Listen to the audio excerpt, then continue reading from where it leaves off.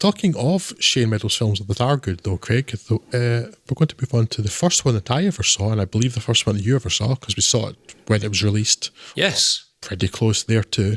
And that's 24/7. So tell us about that, please. 24/7, which we watched on a TV in your bedroom, as I understand, if I recall correctly. I believe so, back in the dim distant time of the late 1990s, right when it had come out on video. Yes. So I can't remember recording a podcast commentary with Scott 6 years ago, but I can remember I can remember clearly one night in 1990. Well, it would have probably been 1998, I suppose, by that point. I would imagine so, yeah.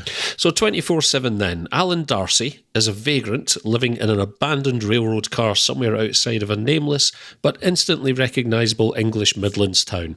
The kind of town where youth have very little to do outside of gathering in gangs around street corners, procrastination the least of their acts, fighting and vandalism the worst. It's the kind of town we'll be talking about quite a lot tonight.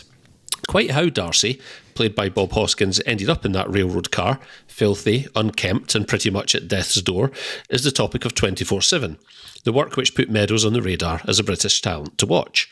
We pretty much immediately flash back an indeterminate period of time to find two local groups of youths, one ostensibly benign, the other openly antagonistic, engaging in a fistfight on the abandoned playing fields that make up so much of Britain's forgotten housing estates. Into the fracas comes Darcy, imploring both groups to engage in something more productive, namely the boxing club he's setting up to give the town's youth some purpose other than troublemaking. One impromptu penalty shootout later, Darcy has won his wager, and so begins the legend of the 101 Warriors. 24/7 sets out quite a bit of the template that Meadows would follow in the coming years, drawing on his own background and experiences growing up in a town just like this. Absent and or irresponsible fathers, wasted youth, urban deprivation. Its cast of largely unknown faces, one or two British soap regulars and a decidedly fresh-faced James Corden aside, are fantastically authentic in their roles as the patchwork of working-class characters whose stories gravitate around the 101 Warriors, and Hoskins, to his credit, blends in well among them. Meadows' penchant for working in a largely improvisational fashion pays a great dividend in immersing the audience in the movie's air of authenticity, a fact that feels particularly refreshing in hindsight, given that post-Pulp Fiction seemingly every independent filmmaker and their grandmother were precision tooling their scripts to ape the smart-ass, pop-culture reverential dialogue of the zeitgeist. To be sure, 24/7 is a lot closer to Ken Loach than it is to Quentin Tarantino. Shot in contrast-tastic 16mm black and white by Ashley Rowe, 24/7 also looks the part in that authentically grainy, lo-fi way that the format tends to complement the rough-cast council housing and social subsistence which dominates this part of the English Midlands. It's not a multiplex-pleasing look, to be sure, but Meadows doesn't strike me as the kind of director who'd be as interested in courting a Marvel movie as he is simply sharing his experience of growing up bereft of much guidance or opportunity. Here it fits the tone well, whether that's intentional or, as one suspects, purely a function of budget. If I have a criticism of 24/7, it's that visiting it again now, some quarter century later, I find it somewhat lacking in sophistication. But again, I'd probably contend that this is not Meadows' primary concern. What 24/7 lacks in nuance, it more than makes up with a vital humanity that feels lacking these days, and while it's arguably one of the lesser films we'll discuss this episode, I'd still recommend it to pretty much anyone. Yes, still really like this. I'm very pleased to find I go back and I've not seen this in a long time now, and I still really like it. Yeah, I'd literally seen it that one time with you, and I was almost worried about going back to watch it, but very much enjoyed it again a couple of nights ago. I was too, and not as worried as I was going back to one other film we're going to talk about later because of how effusive I was about that film, but at the time. But yes, I was a bit worried. I don't think... obviously, I had bought the DVD, but until I dusted that off for this rewatching, I'm pretty sure I hadn't watched that again. No! Yes, I know. I should have warned you to sit down, Craig, like I admonished you for not doing to me earlier off to Mike. But yeah, it's just a really affecting film. Bob Hoskins is great in it. The characters feel like real people. They're not given a huge amount of space to breathe to become like fully drawn characters, but they read quite quickly as like real people. There's good sort of banter between them, and it's just a rewarding film, and in many ways it feels quite real. And now I don't advocate violence. I think sometimes violence is necessary, but I don't think violence is a good thing. I don't think dealing with violence is a good thing. At the same time, though, Les Battersby, or whatever Bruce Jones' actual character is in this, may be the most deserving of violence a character's been I've seen in a film in a good long time. Because that guy deserves a kicking. And so kind of kudos to him, I think, for making such an incredibly hateful character. It's a fairly small film in scope, but that's fine. It doesn't need to be anymore. I don't think it's trying to be anymore. It's as with a great many of Shane Meadows' films, it's based on real experiences he had, or his co-writer in a lot of these films, Paul Fraser, had. In this case, I think it was a football club that they were in together that this is based on, but the idea of seeing people lost to drugs and things in the towns they grew up in, and the hopelessness, and that somebody gave them some hope, and that comes through in this. It's something I'll talk about a bit later, but for all the Shane Meadows films deal with a lot of bleakness, despair sometimes even, and there's some nasty things happening, there's always a kernel of hope in there.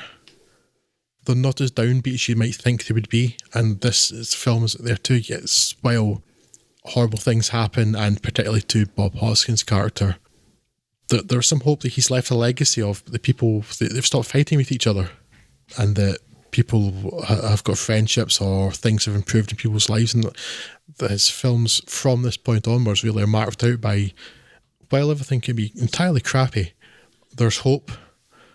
And that's kind of nice to see. It's not just in a completely downbeat view of the world. No one throws a kestrel in the bin at the end of this film. I was thinking how times have changed when you talk about this film having a hateful character in it and it not being James Corden. James Corden's entirely acceptable in this film. That is a revelation. Yes.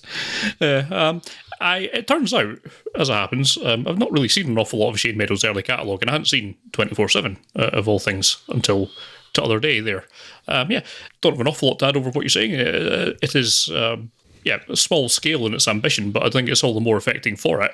The characters, feel, as with almost every film we'll talk about, feel like very real. I feel like the people could actually exist and do actually exist because they've been maybe not drawn exactly from real life, but close enough to it. And it makes for a very affecting watch. A story that feels like it could actually have happened. This would not be surprising me if it showed up in your local, as a news story in your local newspaper, that kind of thing. It all feels very reasonable. It's an absolute masterclass by Bob Hoskins, who I don't normally associate as being like one of the best actors in the world. He has his moments, and this is definitely one of his moments. Feels completely convincing as what he does in this film. So it all makes for a very, I don't know if enjoyable is quite the right word for it, but yes, it makes for a very kind of compelling watch, if nothing else. I do feel invested in all the characters, all the youths, and seeing what they're going to get up to in future. And as you say, did kind of leave you with that kernel of hope that things might actually be better going forward than it had been in the past, and one person who can make a difference in other people's lives, that kind of thing, which is, again, kind of emblematic of what Meadows is trying to get across in a lot of his work. So yes, a very good place to start your journey. It would be into his catalogue if you chose to do that. Yeah, Craig, you and I were talking about this last time we spoke when we were preparing for this episode too. It's like that the Bob Hoskins performance has really stuck with us. Don't know if you felt like going back that it was as good as you remembered. I certainly thought it was.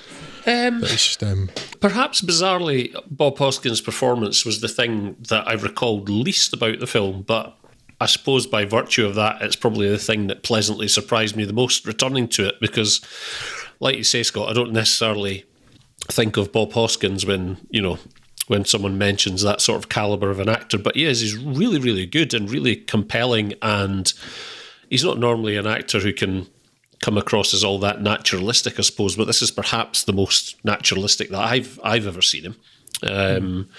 I suppose Darcy's quite a mellow, likeable character, and I suppose that's probably, from what I've seen of Bob Hoskins being interviewed and stuff, that's probably not a massive stretch for him, but it's probably why he fits in so well with the rest of the film, where people are, we're not working with trained actors here, really, are we? These are all just sort of, I guess. I don't know if they're friends or acquaintances. I mean, sometimes Shane Meadows uses his family in films. These are not trained actors; they're not professional actors. And another trait that he's going to go on to replicate through pretty much his entire career as well. Yeah, absolutely. And they're working largely improvisationally. So they're really all they're bringing to these roles is themselves and their own sense of humour, rather. So I suspect that's kind of why Bob Hoskins, sorry. It's hard not to. It's hard not to. That's why he fits in so well. With the sort of aesthetic and the atmosphere of the film. So yeah, it was one of those pleasant surprises to go back and actually have something deliver above expectations on a rewatch after so much time has passed. So, I didn't like the film as a whole, but we talked not so long ago now, I think it was last year, about The Long Good Friday, and I never really bought Bob Hoskins as a gangster. It wasn't a complete miscasting. I've seen other people be worse, but in this, he's a really sympathetic character, and this kind of slightly shy guy, a bit lonely, but really caring about these kids. I totally bought him as that. It was this really believable performance, and that's kind of key to this. You believe that he cares. Yeah, it's a very affecting performance, and I just kind of want to see him do more so. Well, now he's dead, unfortunately, but I'd love to see Bob Hoskins do more roles like that.